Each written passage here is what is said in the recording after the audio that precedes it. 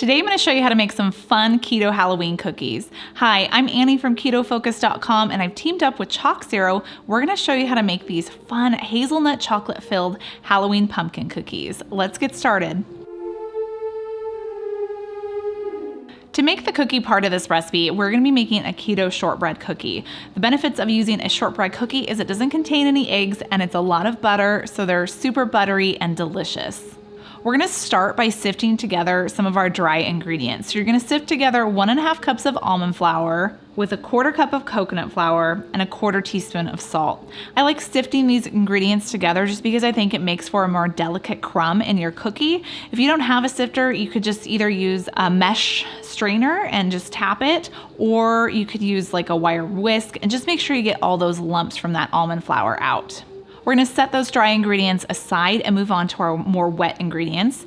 In a large bowl, you're going to cream together 3/4 cups of softened butter, along with 1/2 cup of sweetener of your choice, as long as it's sugar-free, and a teaspoon of vanilla.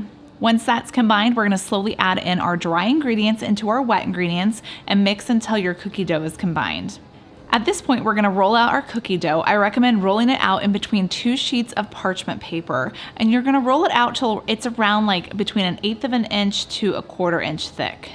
And then I'm going to refrigerate my dough for about 20 to 30 minutes. It'll just make it super easy to punch out your cookies into your jack-o'-lantern shapes. Now that my dough has hardened a bit, we're going to punch out our pumpkins. So use a cookie cutter and punch out your pumpkins from your cookie dough, and then put them on a parchment-lined baking tray. Now to half of these, I'm going to carve out some jack-o'-lantern faces. So you can do this with a knife, or if you have a cookie cutter that punches out the jack-o'-lantern face, that'll be easier. I didn't have that, so I'm actually using an X-Acto knife. But you just want half of your cookies to have a face and the other half to be plain pumpkins. Now that my cookies are punched out on the baking tray, I'm actually going to return them to the refrigerator to harden a little bit more, just because when you're doing this, they get a little bit soft. So put them in the refrigerator for about 15 to 20 minutes.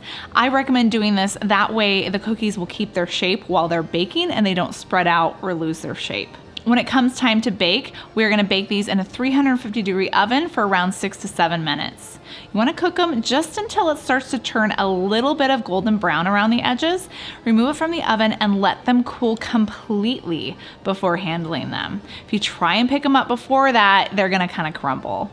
Once your cookies are cooled, all we're going to do is spread on some of ChocZero's chocolate hazelnut syrup onto our bottom pumpkin cookie and then place the jack-o'-lantern cookie on top. These make the cutest sandwich cookies. And you can choose from different types of flavors. ChocZero has a white chocolate hazelnut spread as well as a coconut spread. Make sure you tag us, ChocZero, with all of your photos of your Keto Halloween cookies.